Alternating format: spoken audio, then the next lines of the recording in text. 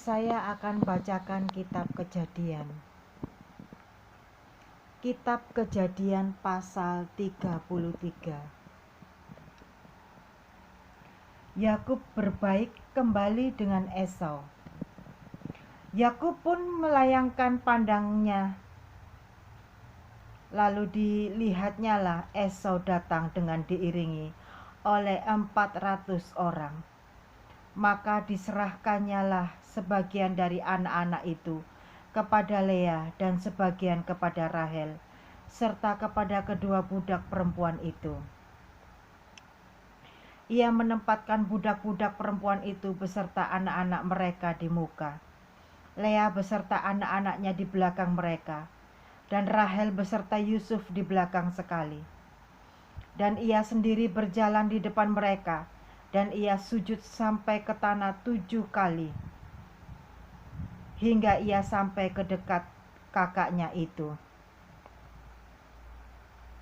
Tetapi Esau berlari mendapatkan dia, didekapnya dia, dipeluk lehernya, dan diciumnya dia. Lalu bertangis-tangisanlah mereka. Kemudian Esau melayangkan pandangnya. Dilihatnyalah perempuan-perempuan dan anak-anak itu. Lalu ia bertanya, "Siapakah orang-orang yang beserta engkau itu?" Jawab Yakub, "Anak-anak yang telah dikaruniakan Allah kepada hamba-Mu ini." Sesudah itu mendekatlah budak-budak perempuan itu beserta anak-anaknya. Lalu mereka sujud. Mendekat jugalah Lea beserta anak-anaknya, dan mereka pun sujud. Kemudian mendekatlah Yusuf beserta Rahel, dan mereka juga sujud. Berkatalah Esau, "Apakah maksudmu dengan seluruh pasukan yang telah bertemu dengan aku tadi?" Jawabnya, "Untuk mendapat kasih tuanku." Tetapi kata Esau, "Aku mempunyai banyak.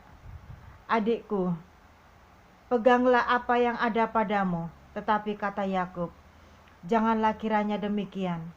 Jikalau aku telah mendapat kasih-Mu, terimalah persembahanku ini dari tanganku, karena memang melihat muka-Mu adalah bagiku serasa melihat wajah Allah, dan Engkau pun berkenan menyambut aku. Terimalah kiranya pemberian tanda salamku ini, yang telah kubawa kepadamu, sebab Allah telah memberi karunia kepadaku, dan aku pun mempunyai segala-galanya." Lalu dibujuk-bujuknyalah Esau sehingga diterimanya. Kata Esau, "Baiklah, kita berangkat berjalan terus, aku akan menyertai engkau." Tetapi Yakub berkata kepadanya, "Tuanku, tuanku maklum bahwa anak-anak ini masih kurang kuat, dan bahwa beserta aku ada kambing domba dan lembu sapi yang masih menyusui. Jika diburu-buru 1 hari saja, maka seluruh kumpulan binatang itu akan mati. Biarlah kiranya tuanku berjalan lebih dahulu dari hamba-Mu ini, dan aku mau dengan hati-hati beringsut maju menurut langkah hewan yang berjalan di depanku, dan menurut langkah anak-anak, sampai aku tiba pada tuanku di Seir." Lalu kata Esau, "Kalau begitu, baiklah aku tinggalkan padamu beberapa orang dari pengiringku."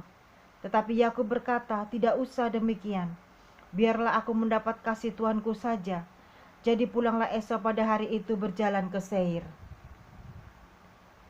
Tetapi Yakub berangkat ke Sukot, lalu mendirikan rumah, dan untuk ternaknya dibuatnya gubuk-gubuk.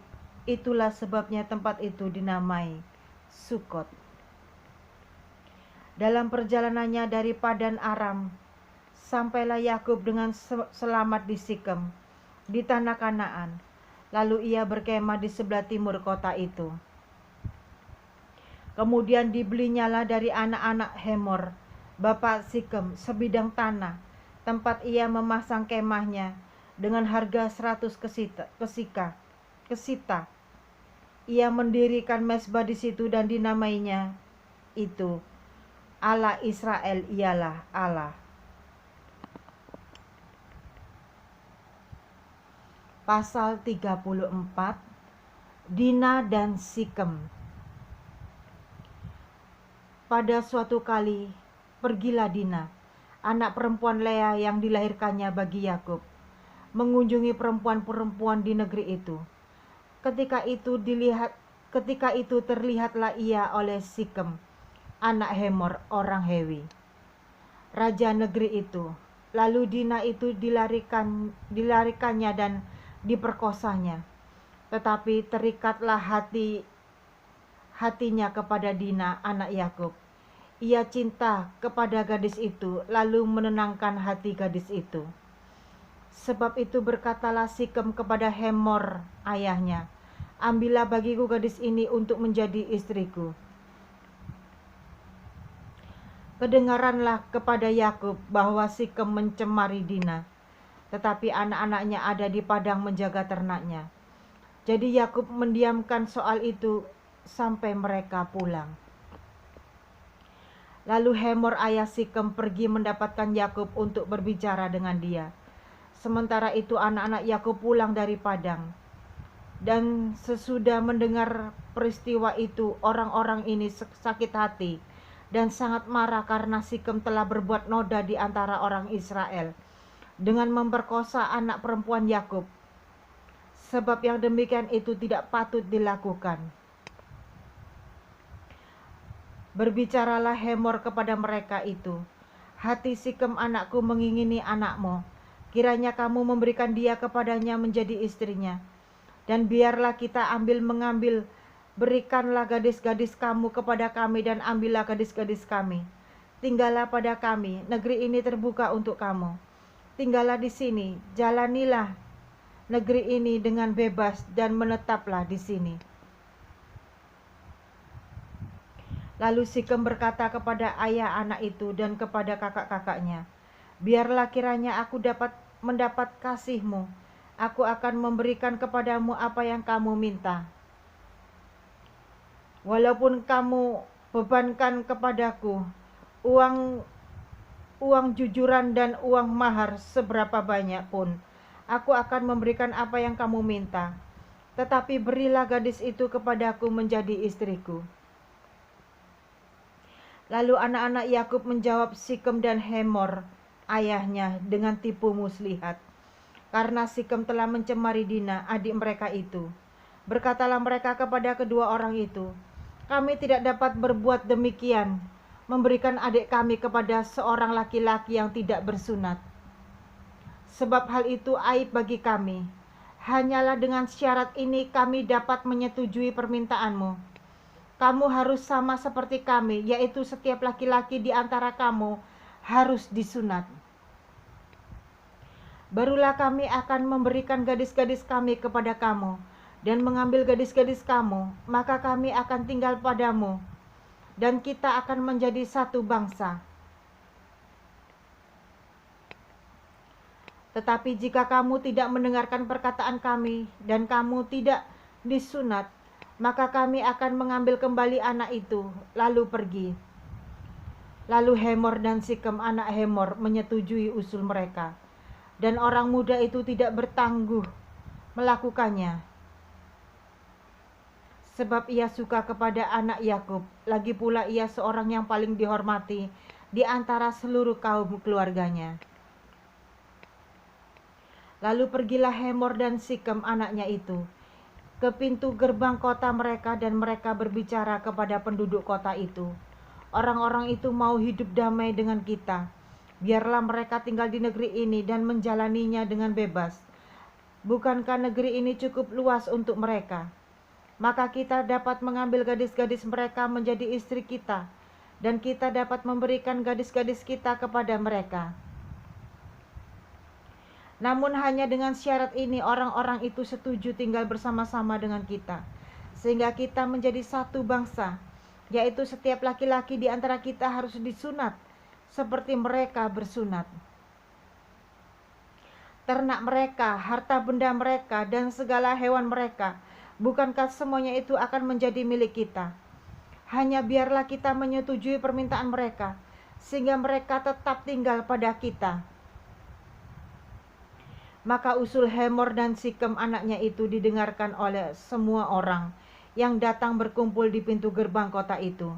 Lalu disunatlah setiap laki-laki, yakni setiap orang dewasa di kota itu.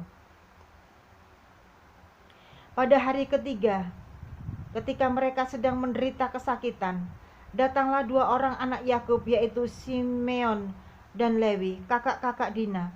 Setelah masing-masing mengambil pedangnya, menyerang kota itu dengan tidak takut-takut serta membunuh setiap laki-laki. Juga Hemor dan Sikem anaknya dibunuh mereka dengan mata pedang, dan mereka mengambil Dina dari rumah Sikem lalu pergi. Kemudian datanglah anak-anak Yakub merampasi orang-orang yang terbunuh itu, lalu menjara kota itu karena adik mereka telah dicemari. Kambing dombanya dan lembu sapinya, keledainya dan segala yang di dalam dan di luar kota itu dibawa mereka. Segala kekayaannya, semua anaknya dan perempuannya ditawan dan dijarah mereka, juga seluruh yang ada di rumah-rumah. Yakub berkata kepada Simeon dan Lewi, "Kamu telah mencelakakan aku dengan membusukkan namaku kepada penduduk negeri ini, kepada orang Kanaan dan orang Feris.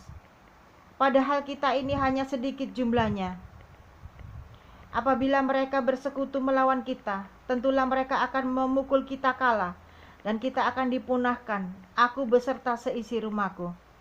Tetapi jawab mereka, "Mengapa adik kita diperlakukannya seperti seorang perempuan sundal?" Pasal 35. Yakub di Betel untuk kedua kalinya. Allah berfirman kepada Yakub, "Bersiaplah, pergilah ke Betel, tinggallah di situ, dan buatlah di situ mezbah bagi Allah, yang telah menampakkan diri kepadamu ketika engkau lari dari Esau kakakmu." Lalu berkatalah Yakub kepada seisi rumahnya dan kepada semua orang yang bersama-sama dengan dia, "Jauhkanlah dewa-dewa asing yang ada di tengah-tengah kamu. Tahirkanlah dirimu dan tukarlah pakaianmu. Marilah kita bersiap dan pergi ke Betel. Aku akan membuat mezbah di situ bagi Allah, yang telah menjawab aku pada masa kesesakanku dan yang telah menyertai aku di jalan yang kutempuh." Mereka menyerahkan kepada Yakub segala dewa asing yang dipunyai mereka dan anting-anting yang ada pada telinga mereka. Lalu Yakub menanamnya di bawah pohon besar yang dekat Sikem. Sesudah itu berangkatlah mereka, dan kedahsyatan yang dari Allah meliputi kota-kota sekeliling mereka, sehingga anak-anak Yakub tidak dikejar. Lalu sampailah Yakub ke Luz yang di tanah Kanaan, yaitu Betel, ia dan semua orang yang bersama-sama dengan dia. Didirikannya lah mezbah di situ, dan dinamainya tempat itu El Betel, karena Allah telah menyatakan diri kepadanya di situ ketika ia lari terhadap kakaknya. Ketika Deborah inang pengasuh Ribka mati, dikuburkannya lah ia di sebelah hilir Betel di bawah pohon besar yang dinamai orang pohon besar penangisan. Setelah Yakub datang dari Padan Aram, maka Allah menampakkan diri pula kepadanya dan memberkati dia. Firman Allah kepadanya, "Namamu Yakub, dari sekarang namamu bukan lagi Yakub, melainkan Israel. Itulah yang akan menjadi namamu." Maka Allah menamai dia Israel. Lagi firman Allah kepadanya, "Akulah Allah yang Maha Kuasa, beranak cuculah dan bertambah banyak. Satu bangsa, bahkan sekumpulan bangsa-bangsa akan terjadi daripadamu, dan raja-raja akan berasal daripadamu. Dan negeri ini yang telah kuberikan kepada Abraham dan kepada Ishak akan kuberikan kepadamu dan juga kepada keturunanmu." Lalu naiklah Allah meninggalkan Yakub dari tempat ia berfirman kepadanya. Kemudian Yakub mendirikan tugu di tempat itu, yakni Tugu Batu, ia mempersembahkan korban curahan dan menuangkan minyak di atasnya. Yakub menamai tempat di mana Allah telah berfirman kepadanya, Betel.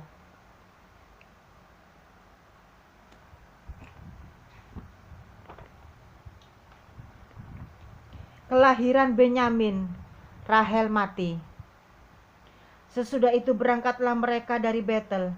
Ketika mereka tidak berapa jauh lagi dari Efrata, bersalinlah Rahel, dan bersalinnya itu sangat sukar. Sedang ia sangat sukar bersalin, berkatalah bidan kepadanya, janganlah takut, sekali ini pun anak laki-laki yang kau dapat.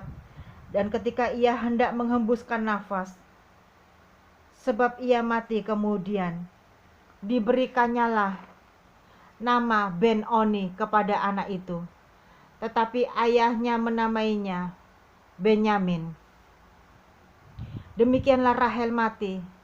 Lalu ia dikuburkan di sisi jalan di Efrata, yaitu Betlehem. Yakub mendirikan tugu di atas kuburnya. Itulah tugu kubur Rahel sampai sekarang. Sesudah itu berangkatlah Israel, lalu ia memasang kemahnya di seberang Migdal Eder. Ketika Israel diam di negeri ini, terjadilah bahwa Ruben sampai tidur dengan Bilha, gundik ayahnya, dan kedengaranlah hal itu kepada Israel.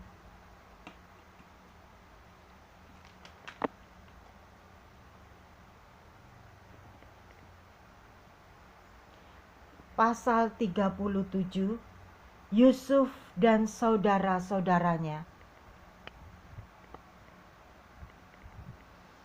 Adapun Yakub, ia diam di negeri penampungan ayahnya. Adapun Yakub, ia diam di negeri penumpangan ayahnya, yakni di tanah Kanaan. Inilah riwayat keturunan Yakub Yusuf, tatkala berumur 17 tahun. Jadi masih muda, biasa mengembalakan kambing domba bersama-sama dengan saudara-saudaranya, anak-anak Bilha dan Zilpa, kedua istri ayahnya, dan Yusuf menyampaikan kepada ayahnya kabar tentang kejahatan saudara-saudaranya. Israel lebih mengasihi Yusuf dari semua anaknya yang lain, sebab Yusuf itulah anaknya yang lahir pada masa tuanya. Dan ia menyuruh membuat jubah yang maha indah bagi dia.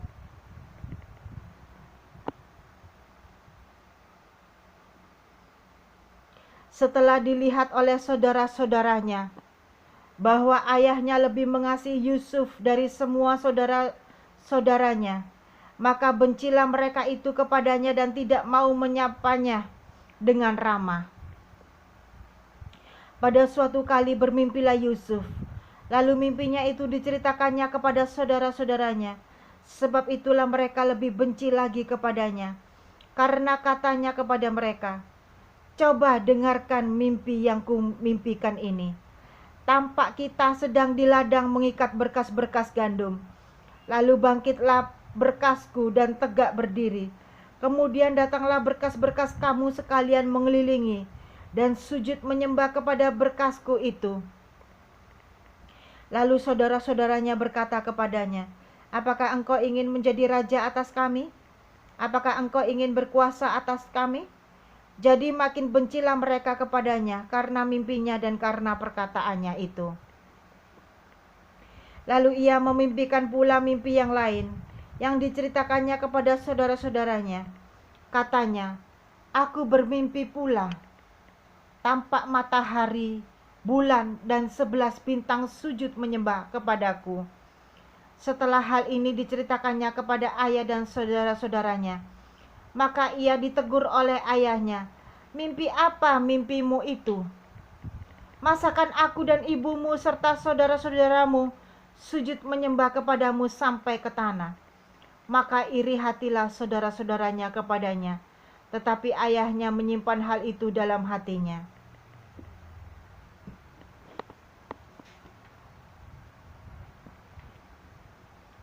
Judul yang lain, Yusuf dijual ke tanah Mesir. Pada suatu kali pergilah saudara-saudaranya mengembalakan kambing domba ayahnya dekat Sikem. Lalu Israel berkata kepada Yusuf, "Bukankah saudara-saudaramu mengembalakan kambing domba dekat Sikem? Marilah engkau kusuruh kepada mereka." Saud Yusuf, "Ya Bapa." Kata Israel kepadanya, "Pergilah engkau melihat apakah baik keadaan saudara-saudaramu dan keadaan kambing domba, dan bawalah kabar tentang itu kepadaku." Lalu Yakub menyuruh dia dari lembah Hebron, dan Yusuf pun sampailah ke Sikem. Ketika Yusuf berjalan ke sana kemari di padang, bertemulah ia dengan seorang laki-laki yang bertanya kepadanya, "Apakah yang kau cari?" Sautnya, "Aku mencari saudara-saudaraku. Tolonglah, katakan kepadaku di mana mereka mengembalakan kambing domba." Lalu kata orang itu, "Mereka telah berangkat dari sini, sebab telah kudengar mereka berkata, 'Marilah kita pergi ke Dotan.'" Maka Yusuf menyusul saudara-saudaranya itu, dan didapatinya lah mereka di Dotan. Dari jauh ia telah kelihatan kepada mereka, tetapi sebelum ia dekat pada mereka, mereka telah bermufakat mencari daya upaya untuk membunuhnya. Kata mereka seorang kepada yang lain, "Lihat, tukang mimpi kita itu datang. Sekarang marilah kita bunuh dia, dan kita lemparkan ke dalam salah satu sumur ini. Lalu kita katakan seekor binatang buas telah menerkamnya. Dan kita akan lihat nantinya bagaimana jadinya mimpinya itu." Ketika Ruben mendengar hal ini, ia ingin melepaskan Yusuf dari tangan mereka. Sebab itu katanya, "Janganlah kita bunuh dia." Lagi kata Ruben kepada mereka, "Janganlah tumpahkan darah, lemparkanlah dia ke dalam sumur yang ada di padang gurun ini. Tetapi janganlah apa-apakan dia." Maksudnya hendak melepaskan Yusuf dari tangan mereka dan membawanya kembali kepada ayahnya. Baru saja Yusuf sampai kepada saudara-saudaranya, mereka pun menanggalkan jubah Yusuf, jubah maha indah yang dipakainya itu, dan mereka membawa dia dan melemparkan dia ke dalam sumur. Sumur itu kosong, tidak berair. Kemudian duduklah mereka untuk makan. Ketika mereka mengangkat muka, kelihatanlah kepada mereka suatu kafilah orang Ismail datang dari Gilead dengan untanya yang membawa damar, balsam, dan damar ladan. Dalam perjalanannya mengangkut barang-barang itu ke Mesir. Lalu kata Yehuda kepada saudara-saudaranya itu, "Apakah untungnya kalau kita membunuh adik kita itu dan menyembunyikan darahnya? Marilah kita jual dia kepada orang Ismail ini.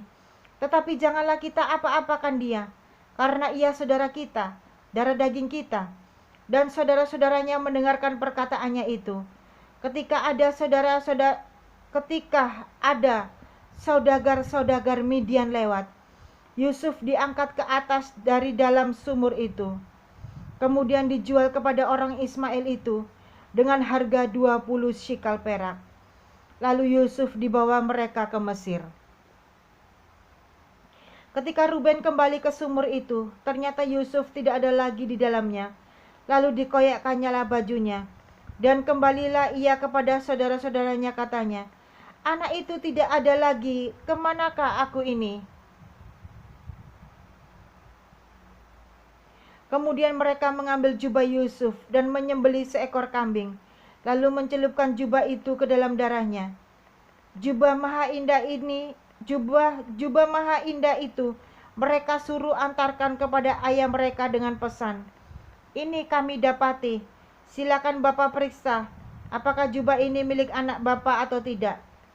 Ketika Yakub memeriksa jubah itu, ia berkata, "Ini jubah anakku, binatang buas telah memakannya, tentulah Yusuf telah diterkam." Dan Yakub mengoyakkan jubahnya, lalu mengenakan kain kabung pada pinggangnya, dan berkabunglah ia berhari-hari lamanya karena anaknya itu. Sekalian anaknya laki-laki dan perempuan berusaha menghibur dia, tetapi ia menolak dihiburkan, serta katanya, "Tidak, aku akan berkabung sampai aku turun mendapatkan anakku ke dalam dunia orang mati. Demikianlah Yusuf ditangisi oleh ayahnya. Adapun Yusuf, ia dijual oleh orang Midian itu ke Mesir, kepada Potifar, seorang pegawai istana Firaun, kepala pengawal raja. Pasal 38. Yehuda dan Tamar. Pada waktu itu Yehuda meninggalkan saudara-saudaranya dan menumpang pada seorang Adulam yang namanya Hira. Di situ Yehuda melihat anak perempuan seorang Kanaan. Nama orang itu ialah Shua. Lalu Yehuda kawin dengan perempuan itu dan menghampirinya. Perempuan itu mengandung, lalu melahirkan seorang anak laki-laki dan menamai anak itu Sesudah itu perempuan itu mengandung lagi, lalu melahirkan seorang anak laki-laki dan menamai anak itu Onan. Kemudian perempuan itu melahirkan seorang anak laki-laki sekali lagi dan menamainya anak itu Shelah. Yehuda sedang berada di Kezib ketika anak itu dilahirkan. Sesudah itu Yehuda mengambil bagi anak sulungnya, seorang istri yang bernama Tamar. Tetapi anak sulung Yehuda itu adalah jahat di mata Tuhan. Maka Tuhan membunuh dia. Lalu berkatalah Yehuda kepada Onan, hampirilah istri kakakmu itu, kawinlah dengan dia sebagai ganti kakakmu dan bangkitkanlah keturunan bagi kakakmu. Tetapi Onan tahu bahwa bukan ia yang empunya keturunannya nanti. Sebab itu setiap kali ia menghampiri istri kakaknya itu, ia membiarkan maninya terbuang, supaya ia jangan memberi keturunan kepada kakaknya. Tetapi yang dilakukannya itu adalah jahat di mata Tuhan. Maka Tuhan membunuh dia juga. Lalu berkatalah Yehuda kepada Tamar, menantunya itu, tinggallah sebagai janda di rumah ayahmu sampai anakku Shelah itu besar. Sebab pikirnya, jangan-jangan ia mati seperti kedua kakaknya itu. Maka pergilah Tamar dan tinggal di rumah ayahnya. Setelah beberapa lama matilah anak Shua, istri Yehuda. Habis berkabung pergilah Yehuda ke Timnah, kepada orang-orang yang menggunting bulu domba-dombanya bersama dengan Hira sahabatnya, orang Adulam itu. Ketika dikabarkan kepada Tamar, bapak mertuamu sedang di jalan ke Timnah untuk menggunting bulu domba-dombanya, maka ditanggalkannyalah pakaian kejandaannya. Ia bertelekung dan berselubung, lalu pergi duduk di pintu masuk ke Enaim yang di jalan ke Timnah. Karena dilihatnya bahwa Shelah telah menjadi besar, dan ia tidak diberikan juga kepada Shelah itu untuk menjadi istrinya. Ketika Yehuda melihat dia, disangkanyalah dia seorang perempuan sundal, karena ia menutupi mukanya. Lalu berpalinglah Yehuda mendapatkan perempuan yang di pinggir jalan itu, serta berkata, marilah, aku mau menghampiri engkau. Sebab ia tidak tahu bahwa perempuan itu menantunya. Tanya perempuan itu, apakah yang akan kau berikan kepadaku jika engkau menghampiri aku? Jawabnya, aku akan mengirimkan kepadamu seekor anak kambing dari kambing dombaku. Kata perempuan itu, asal engkau memberikan tanggungannya sampai engkau mengirimkannya kepadaku. Tanyanya, apakah tanggungan yang harus kuberikan kepadamu? Jawab perempuan itu, cap materaimu serta kalungmu dan tongkat yang ada di tanganmu itu. Lalu diberikannya semuanya itu kepadanya. Maka ia menghampirinya, perempuan itu mengandung daripadanya. Bangunlah perempuan itu, lalu pergi, ditanggalkannyalah telekungnya dan dikenakannya pula pakaian kejandaannya. Adapun Yehuda, ia mengirimkan anak kambing itu dengan perantaraan sahabatnya, orang Adulam itu, untuk mengambil kembali tanggungannya dari tangan perempuan itu. Tetapi perempuan itu tidak dijumpainya lagi. Ia bertanya-tanya di tempat tinggal perempuan itu. Di manakah perempuan jalang yang duduk tadinya di pinggir jalan di Enaim itu? Jawab mereka, tidak ada di sini perempuan jalang. Kembalilah ia kepada Yehuda dan berkata, tidak ada kujumpai dia. Dan juga orang-orang di tempat ini berkata, tidak ada perempuan jalang di sini. Lalu berkatalah Yehuda, biarlah barang-barang itu dipegangnya, supaya kita jangan menjadi buah olok-olok orang. Sungguhlah anak kambing itu telah kukirimkan, tetapi engkau tidak menjumpai perempuan itu. Sesudah kira-kira 3 bulan dikabarkannya lah kepada Yehuda, Tamar menantumu bersundal, bahkan telah mengandung dari persundalannya itu. Lalu kata Yehuda, bawalah perempuan itu supaya dibakar. Waktu dibawa, perempuan itu menyuruh orang kepada mertuanya mengatakan, dari laki-laki yang empunya barang-barang inilah aku mengandung. Juga dikatakannya, periksalah siapa yang empunya cap materai serta kalung dan tongkat ini. Yehuda memeriksa barang-barang itu lalu berkata, bukan aku, tetapi perempuan itulah yang benar, karena memang aku tidak memberikan dia kepada Shelah anakku, dan ia tidak bersetubuh lagi dengan perempuan itu. Pada waktu perempuan itu hendak bersalin, nyatalah ada anak kembar dalam kandungannya.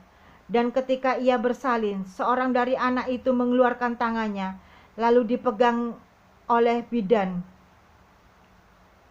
Diikatnya dengan benang kirmizi, serta berkata, inilah yang lebih dahulu keluar. Ketika anak itu menarik tangannya kembali, keluarlah saudaranya laki-laki, dan bidan itu berkata, alangkah kuatnya engkau menembus keluar. Maka anak itu dinamai Peres. Sesudah itu keluarlah saudaranya laki-laki yang tangannya telah terikat benang kirmisi itu. Lalu kepadanya diberi nama Zera. Amin. Terima kasih sudah mendengarkan bacaan kitab Kejadian.